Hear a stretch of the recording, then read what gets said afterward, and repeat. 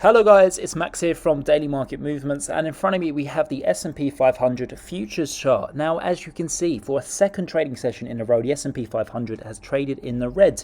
This is mostly due to a scientist coming out during yesterday's trading session and basically saying that the US is heading for doom.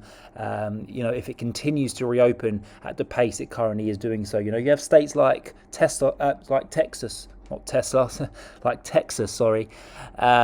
for example, who are basically have stopped the rule where you have to wear masks in public. So you've got people wandering around now, not having to wear masks, going into shops, and that kind of is a recipe for disaster. Okay, yes, we have got some very successful vaccines getting, distributed across the country and globally, but this isn't the end of a tunnel yet. Okay.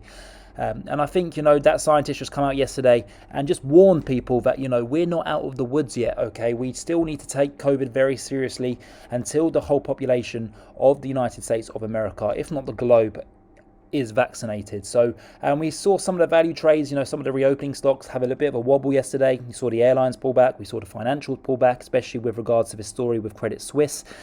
And a hedge fund having to close over $20 billion worth of stock. So, we had a bit of a wobble, but, I don't think this is something to seriously worry about. I think, over the next couple of trading sessions, we will, bounce back from the weekly lows and trade back up towards 4,000. 4,000 offers a large psychological round number, and I think it's an area where traders are very keen to target. It could offer some resistance. It may be that we don't break above 4,000 straight away. We may get rejected from there, trade back down towards a 50-day EMA, which would be good because a lot of the value stocks have become overbought. But I do expect a rotation from value back into the big growth names, the big tech names, the likes of Apple, Amazon, and that will cause some upside momentum here in the S&P 500 and of course the NASDAQ 100. So I think good times are on the cusp of happening here for the S&P 500 and especially the NASDAQ 100, but I think just a bit more patience is required. I don't think that rotation is going to take place just yet. I think we still have a few more weeks to go, especially with the 10-year yield rising the way it did in today's trading session. We're above the 1.7 candle,